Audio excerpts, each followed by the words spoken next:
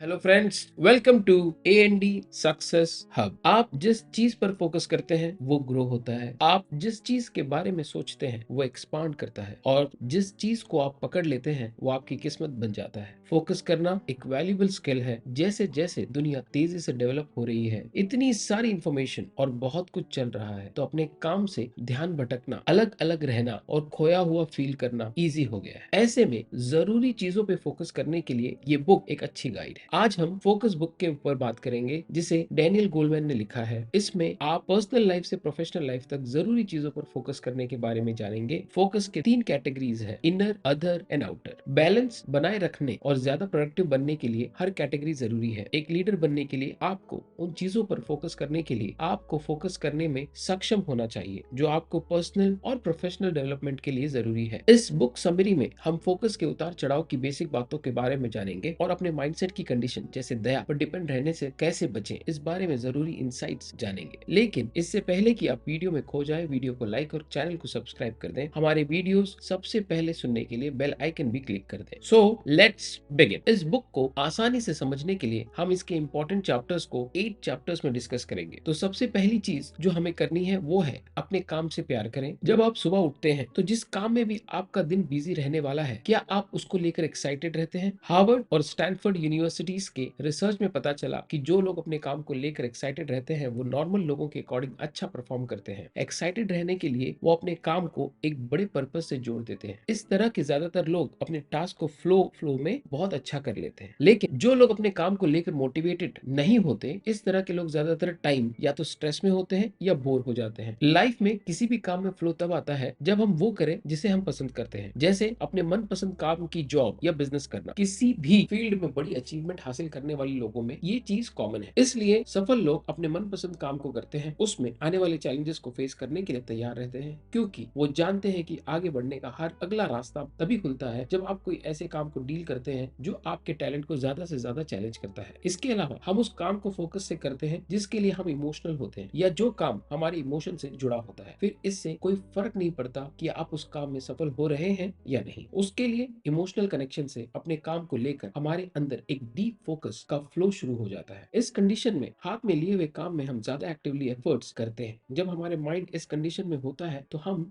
जो भी गोल बनाते हैं उसमें अपना बेस्ट परफॉर्म करने की पॉसिबिलिटी ज्यादा होती है। स्टडी से पता चलता है कि कई लोग डे ड्रीमिंग करते हैं, जैसे सोशल मीडिया या यूट्यूब पर अपने करियर के सफल लोगों की लाइफस्टाइल देखने में घंटों बर्बाद करते हैं, लेकिन उस लाइफस्टाइल को जीने के लिए अपने सबसे अच्छे काम में अच्छा बनने के लिए कम टाइम देते हैं, जिससे उनका फोकस बिखर जाता है और उनके अंदर आइसोलेशन और सैडनेस बहुत ज्यादा होने लगती है और दूसरों की सक्सेस देखकर जेलसी की फीलिंग आने लगती है। इस तरह की सिचुएशन को अवॉइड करने के लिए अपने आप को ऐसे काम करने में बिजी रखें जो आपके लिए जरूरी है और जो आप पसंद भी करते हैं। इससे आपका एक्साइटमेंट और मोटिवेशन बढ़ने लगेगा और इससे आपके अंदर एक सेंस ऑफ पर्पस डेवलप होने लगेगा। इसलिए उस काम पर अपना फोकस करना जरूरी है जिसे आप सबसे जरूरी मानते हैं और उसे करने में भी मजा आता है। दूसरी चीज जिसका ध्यान रखना है वो है आज को एंजॉय करें। एक बार ऑथर की एक दोस्त जो कि एक मेडिटेशन टीचर थी, वो एक स्टोरी बता रही थी। एक बार उनके पास एक लॉयर आया। अब जैसा कि एक लॉयर का काम होता है, वो लॉयर भी अपने क्लाइंट का केस जीतने के लिए अपनी पूरी पावर के साथ कोर्ट में आर्ग्यूमेंट करते, कई बार रात रात भर जाग कर रिसर्च करने और तैयारी करने में लगे रहते। अब दिन भर वो लॉयर गुस्से और तेज आवाज वाले माहौल में रहते थे, इसलिए ये उनकी आदत सी बन गई थी कि इसी तरह सोचना। अपनी क्लाइंट को प्रॉब्लम से निकालने के लिए स्ट्रेटेजीज बनाते टाइम अपने आप को आर्ग्यू करते हुए इमेजिन करना, इन सब की वजह से उनका माइंड अब ज्यादातर टाइम उनका माइंडसेट गुस्से में रहता था। एक दिन लॉयर की मुलाकात उस लेडी से हुई। माइंडफुलनेस यानी कि अपने माइंड के बारे में फुली अवेयर रहने के बारे में सीखने के लिए लेडी ने उन्हें कुछ किसमिस देकर खाने के लिए कहा। जैसे ही लेडी ने कहा था कि वो हर किसमिस को खाते हुए उस पल का पूरा मजा ले और किसमिस का पूरा स्वाद ले, फिर लेडी ने अपना पूरा ध्यान अपने सांसों की नेचुरल फ्लो की तरफ फोकस करने को कहा और इस दौरान अपने दिमाग में चल रहे दूसरे थॉट्स को इग्नोर करने को कहा। इस तरह वो अगले 15 मिनट तक अपने सांसों पे फोकस करते रहे और 15 मिनट के बाद उनके दिमाग में चल रही हलचल शांत हो गई। जब हम अपना पूरा ध्यान अपने सेंसेस पर लगाते हैं तो माइंड अपना पूरा ध्यान अपनी डिफॉल्ट बग बग को बंद कर देता है। क्या आपने कभी नोटिस किया है कि लाइफ में इतनी प्रॉब्लम्स होने के बाद भी आपकी पालतू बिल्ली दुलार से आपके गोद में कूद रही होती है और आपका डॉग दरवाजे पर एक्साइटमेंट से आपका इंतजार कर रहा होता है? मुश्किलें उनकी लाइफ में भी है, फिर भी वो इतने खुश क्यों हैं? क्योंकि ये अपने आज के मोमेंट पर फोकस करते हैं। लेकिन हमारे साथ कुछ अलग है। हम अक्सर अपने दिमाग को फिजूल की चीजों में लगाकर अपने दिमाग को भटकाते रहते हैं और जितना ज्यादा हमारा मन भटकता है उतना ही कम हम ये ये ऑब्जर्व कर पाते हैं कि सच में हमें क्या पसंद है और सबसे इंपॉर्टेंट वाले काम कौन से हैं जिन्हें करने से बाकी के रिजल्ट अपने आप मिल सकते हैं। एक रिसर्च में कई स्टूडेंट को एक ही सब्जेक्ट पढ़ने के लिए दिया गया। रिपोर्ट में पाया गया कि ज्यादातर स्टूडेंट्स पढ़ते टाइम इधर उधर देखते हुए पाए गए और यूं कहें कि फोकस नहीं कर रहे थे। ऐसा इसलिए क्योंकि जब किसी बिना पसंद की चीजों को पढ़ते हैं या करते हैं तो अक्सर मन भटकता है और हमें एक जगह पर फोकस करने में मुश्किल होती है। फिर स्टूडेंट को दूसरे ग्रुप को वही सब्जेक्ट दिए गए जो उनको पसंद थे। इस बार मोस्टली सभी बच्चे अपने दिए गए सब्जेक्ट्स को पढ़ रहे थे। एक्सीडेंट में घायल हुए 1000 ड्राइवर्स की एक स्टडी में पाया गया कि एक्सीडेंट से ठीक पहले उनका दिमाग किसी और चीज में भटक रहा था। भटकाने वाले थॉट्स जितने ज्यादा तेजी से चल रहे थे, ड्राइवर के एक्सीडेंट होने के चांसेस उतने ही ज्यादा थे। जैसे जैसे दिमाग भटकता है, काम पर फोकस करने वाले हमारे न्यूरल सर्किट डीएक्टिवेट होने लगते हैं, जिससे हम जरूरी कामों में फोकस करने के बजाय डे ड्रीमिंग करने लगते हैं। इसलिए इसमें कोई हैरानी की बात नहीं है कि जब हम डे ड्रीमिंग करते हैं तो अपने हाथ में लिए हुए उस काम में ज्यादा गलतियां करते हैं। तो लेसन यही है कि अपने फोकस को बढ़ाने के लिए अभी जो काम आपके हाथ में है उसे पूरे मजे से करें। तीसरा पॉइंट है अपने अटेंशन को रिस्टोर करें। टाइम टाइम से कुछ मिनट का रेस्ट लेते रहे। इससे हमारे माइंड की एनर्जी रिस्टोर होती है और हम फिर से उसी तरफ फोकस कर पाते हैं। आपके दिमाग में आ रहा होगा कि माइंड के मसल को आराम कैसे मिलेगा, ये तो हमेशा ही काम करती रहती है। तो इसके लिए इन तरीकों को अपनाएं। आराम करने के लिए ब्रेक लें। सबसे ज्यादा रिलैक्स माहौल नेचर में है, इसलिए नेचर में टाइम बिताएं। कुछ टाइम शांत माहौल में बिताना हमारे फोकस और पेशेंस को बढ़ाता है। इसके लिए आप किसी पार्क में जा सकते हैं। सनसेट के टाइम बादलों के रेडनेस या तितली के उड़ने जैसे पलों को भी फील करके आप ऐसा कर सकते हैं। ये एक्टिविटीज हमें अंदर से रेस्ट करने का मौका देती है, फोकस और मेमोरी बढ़ाती है और ऑब्जर्वेशन पावर इंप्रूव होती है। अब हमें ये समझना होगा कि विल पावर हमारा फोकस कैसे बढ़ाती है। अपने विल पावर को मजबूत बनाने के लिए फोकस करें। ये हमारे इनर फोकस को बढ़ाने के लिए जरूरी फैक्टर्स में से एक है। कोई भी गोल पूरा करने के लिए डीप फोकस, इंस्पिरेशन और मजबूत विल पावर, इन क्वालिटीज की जरूरत होती है। हमारी विल पावर हमारी लाइफ में क्या होगा इसको डिसाइड करने में जरूरी रोल निभाती है। एग्जाम्पल के लिए ये देखा गया है कि जो बच्चे मजबूत विल पावर वाले होते हैं वो अपनी कमिटमेंट पर बने रहते हैं, लेकिन जिनकी विल पावर कमजोर होती है उनकी अपने कमिटमेंट पे बने रहने की पॉसिबिलिटीज कम होती है। एक स्टडी में 1000 बच्चों के साथ एक्सपेरिमेंट किया गया जिसमें उनकी फ्रस्ट्रेशन, बेचैनी, फोकस और कमिटमेंट जैसी एबिलिटी को हैंडल करने की एबिलिटी को एनालाइज किया गया। 20 साल बाद इन सभी बच्चों की लाइफ को फिर से स्टडी किया गया और इस टाइम उनकी हेल्थ, पैसों और क्रिमिनल रिकॉर्ड को एनालाइज किया गया। तो रिजल्ट से पता चला कि बचपन में जिन बच्चों का सेल्फ कंट्रोल या कमिटमेंट कितना अच्छा था वो अपनी लाइफ के इस पीरियड में उतने ही ज्यादा सफल और खुश थे। सेल्फ कंट्रोल और विल पावर ऐसी क्वालिटीज हैं जिन्हें आप जबरदस्ती डेवलप नहीं कर सकते। इसके लिए आप जो काम करते हैं उससे प्यार होना जरूरी है। ऐसा इसलिए क्योंकि हमारा काम हमारी पर्सनल वैल्यूज को रिफ्लेक्ट करते हैं। अगर आप अपने काम से प्यार करते हैं तो वो आपको अपने मजबूत विल पावर और फोकस के साथ अपने गोल की तरफ आगे बढ़ने के लिए मोटिवेट करेगा और बिना रिजल्ट की परवाह किए आपको एंड तक जरूरी एफर्ट्स करने के लिए मोटिवेट करता रहेगा। जॉर्ज लुकस ने जब स्टार वॉर्स मूवी बनाने के लिए डायरेक्टर को अपनी स्क्रिप्ट दिखाई तो उन्हें वो बहुत अच्छी लगी और उस पर मूवी बनाने का डिसीजन लिया। लेकिन मूवी बनाते टाइम डायरेक्टर ने कुछ ऑब्जर्व किया और मूवी के मेन आइडिया में बदलाव करने के लिए कहा। लेकिन जॉर्ज लुकस अपने क्रिएटिव आइडिया को लेकर बहुत कॉन्फिडेंट थे, इसलिए उनके इस अलग माइंडसेट की वजह से उन्हें इस मूवी से बाहर कर दिया गया। लेकिन जॉर्ज लुकस नहीं रुके और मूवी बनाने के लिए उन्होंने प्रोडक्शन में अपने खुद के पैसे इन्वेस्ट किए। इस तरह जॉर्ज लुकस जिस आइडिया से प्यार करते थे उसी पे काम किया। मूवी रिलीज हुई और काफी हिट साबित हुई। उनका अपने काम को लेकर प्यार ही था जिसने फोकस करने और बुरे टाइम में आगे बढ़ते रहने के लिए मोटिवेट किया। फिफ्थ पॉइंट है अच्छे रिलेशनशिप बनाने के लिए इमोशनल सिंपैथी पर फोकस करें।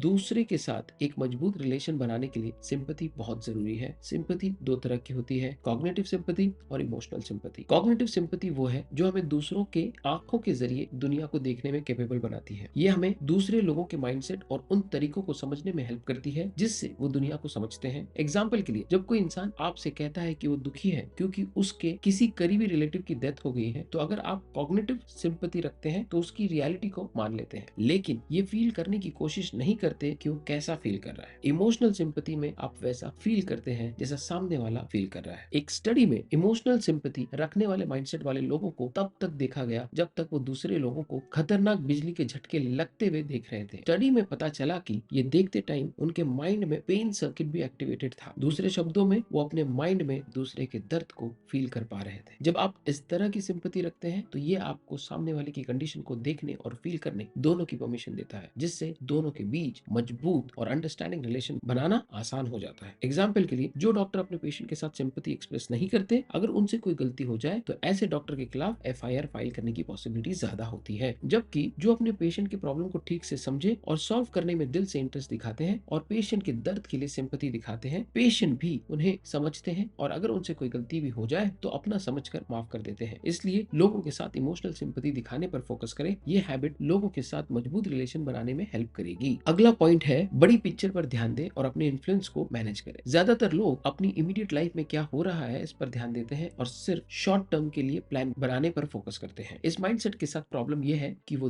दूर के ऐसे चैलेंजेस के साथ डील करने की तैयारी नहीं करते या उन्हें इग्नोर करते हैं जो लॉन्ग टर्म में उनके लाइफ को काफी इन्फ्लुएंस करेंगे। हालांकि यह हमारे नेचर का हिस्सा है। हम अक्सर दूर की जरूरतों जैसे इमरजेंसी फंड में हमारे मंथली खर्चों का कम से कम 6 महीनों का अमाउंट होना चाहिए। अपनी रिटायरमेंट से पहले खर्चों से डबल इनकम देने वाले पैसिव इनकम सोर्स होने चाहिए। हम इनका अंदाजा लगाने की कोशिश नहीं करते क्योंकि उनकी जरूरत अभी फील नहीं होती, जबकि शॉर्ट टर्म चीजें सामने ही दिखती है, जैसे घर का रेंट, लोन की ईएमआई या दोस्तों के साथ अगले हफ्ते घूमने जाना। इसलिए इन पर तुरंत फोकस करते हैं और अपना ज्यादातर टाइम, पैसे और एनर्जी इन पर खर्च कर देते हैं। फ्यूचर की जरूरतों के लिए हमें लगता है कि उन्हें ठीक करने के लिए अभी काफी टाइम है। एग्जाम्पल के लिए खराब फाइनेंशियल हैबिट के इफेक्ट कई लोगों की लाइफ में ऐसे इमीडिएट रिजल्ट नहीं दिखते हैं। हालांकि हमारे इमीडिएट प्रॉब्लम्स पर ध्यान देने की आदत बहुत नेचुरल है, लेकिन इसे बैलेंस ना करने से ये एक सीरियस प्रॉब्लम बन जाती है और बड़ी पिक्चर को इग्नोर करना फ्यूचर में नुकसानदायक हो सकता है। एग्जाम्पल के लिए हमारे प्लेनेट के रिसोर्सेज जैसे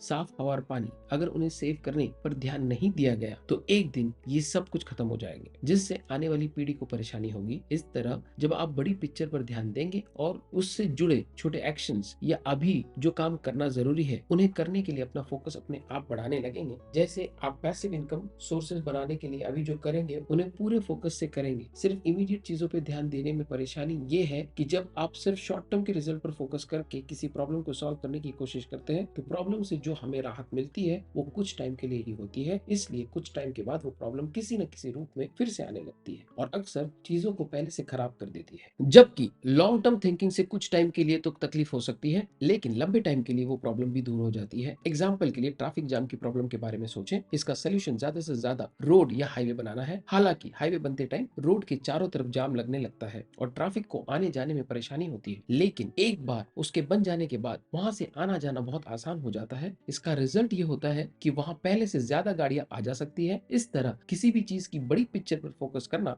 हमें न सिर्फ इमीडिएट सोल्यूशन के लिए बल्कि फ्यूचर की जरूरतों को पूरा करने में भी काबिल बनाता है। ये माइंडसेट अपने आने वाली लाइफ को अच्छी तरह लीड करने और प्रेजेंट की जरूरी टास्क पर अच्छी तरह फोकस करने की परमिशन देता है। अगला पॉइंट है अच्छी लीडरशिप मिलकर फोकस के साथ काम करने पर टिकी होती है। जब एक सफल ऑर्गेनाइजेशन को लीड करने की बात आती है तो अच्छी तरह से फोकस करना बहुत जरूरी हो जाता है। कंपनी को सही टाइम पर सही जगह पर ले जाना उसकी लीडरशिप की सेल्फ अवेयरनेस या फोकस पर डिपेंड करता है। हालांकि हाई आईक्यू आपको किसी एक काम में सबसे अच्छा काम करने के काबिल बना सकता है, लेकिन सिर्फ ये क्वालिटी एक अच्छा लीडर बनने के लिए काफी नहीं है। जब तक आपके अंदर सेल्फ अवेयरनेस नहीं होगी कि आपकी अच्छाइयां या कमियां क्या है, टीम मेंबर की अच्छाइयां या कमियां क्या है, तो आप उसे ठीक कैसे कर सकते हैं, तब तक इफेक्टिव लीडर बनना मुश्किल है। जिनके अंदर ये अवेयरनेस नहीं होती ऐसे ज्यादातर ओनर अपने एम्प्लॉइज की कमियां निकालते हैं और उन्हें उनके नेचुरल पोटेंशियल से ज्यादा काम करवाने की कोशिश करते हैं। एम्प्लॉइज की स्किल्स कुछ और होती है और उनके ओनर अपने मन से कोई दूसरा काम करने को कहते हैं। ये बिहेवियर एक नेगेटिव माहौल को जन्म देता है क्योंकि सिर्फ अपने रिजल्ट पर उनका फोकस उन्हें इस बात पर फोकस करने नहीं देता कि उनके इस डिसीजन का आसपास की टीम पर क्या इन्फ्लुएंस डाल सकता है। एक ऐसे लीडर के बारे में सोचें जो अपनी टीम पर ध्यान देता है, उनकी छोटी छोटी अचीवमेंट की तारीफ करता है और इस सच्चाई को मानता है कि कुछ ऐसे काम है जो वो बिना सीखे खुद से नहीं कर सकते। इस तरह के लीडर के पास सेल्फ अवेयरनेस होती है। वो अपनी कमियों के साथ साथ अपनी टीम की कमियों को जानते हैं और इसलिए एक दूसरे की वीकनेस को अपनी अपनी स्ट्रेंथ से दूर करते हैं। एक मजबूत टीम बना पाते हैं। वो दूसरों के काम करने के तरीकों और अपनी काबिलियत पर भरोसा करते हैं और जहां जरूरत हो टीम मेंबर्स को अपने तरीके से काम करने की परमिशन देते हैं। इसके अलावा एक इफेक्टिव लीडर अपने विजन को लेकर काफी फोकस्ड होते हैं। वो जानते हैं कि एक लीडर का विजन जितना ज्यादा क्लियर और गोल ओरिएंटेड होता है उतना ही ज्यादा पॉसिबिलिटीज होती है कि वो दूसरों को खुद पर भरोसा करने और उस गोल के लिए अपने साथ काम करने के लिए कन्विंस कर सके। एक बड़ा विजन हर प्रॉफिटेबल बिजनेस प्लान की नींव है। इस तरह के विजन को रियलिटी में लाने के लिए ऐसे शानदार लीडर की जरूरत होती है जिसका हमेशा अपने विजन पर फोकस रहे, टीम मेंबर्स को इस पे काम करने के लिए भरोसा दिलाए और उन्हें साबित करे कि ये ऐसा किया जा सकता है। 19th सेंचुरी में ज्यादातर लोगों का ये मानना था कि मिडिल क्लास हाउसवाइफ सिलाई मशीन जैसी महंगी चीज नहीं खरीद सकती, लेकिन सिंगर कंपनी का विजन था हर घर में सिलाई मशीन पहुंचाना।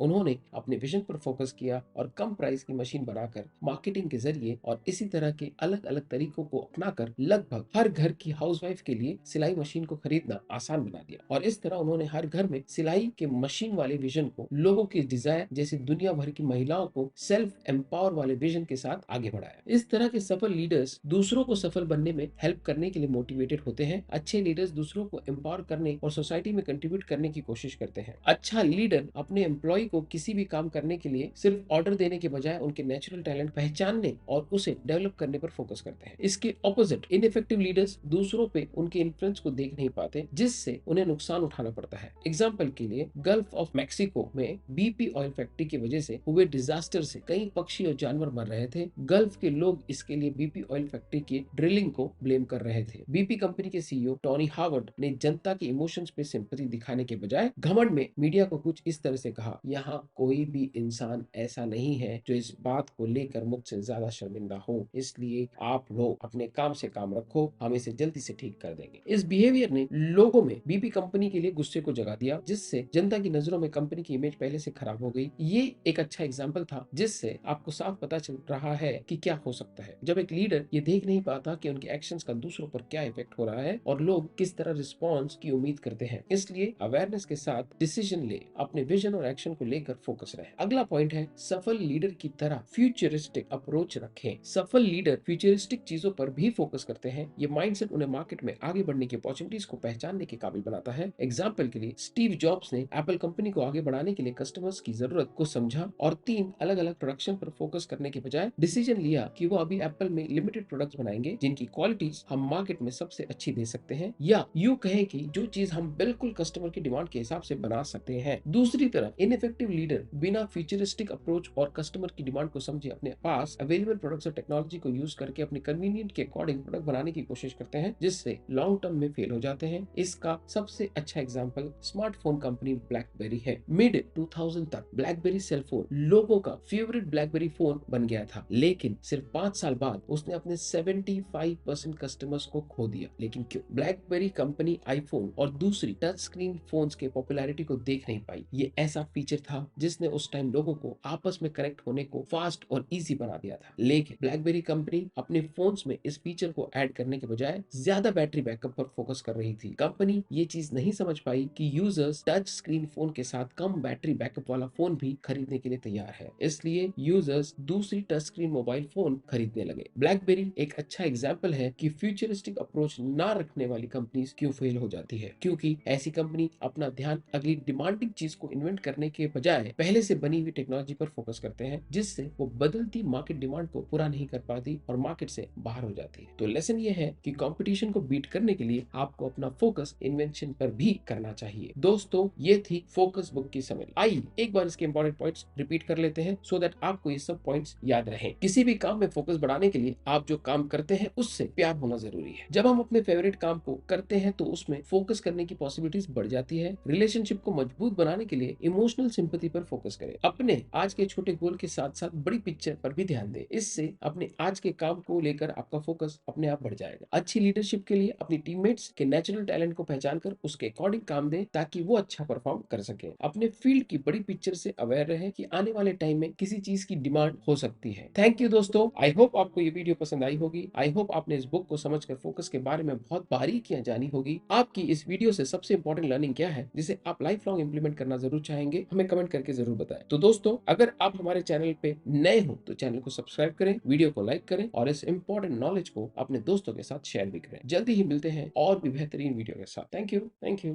Thank you.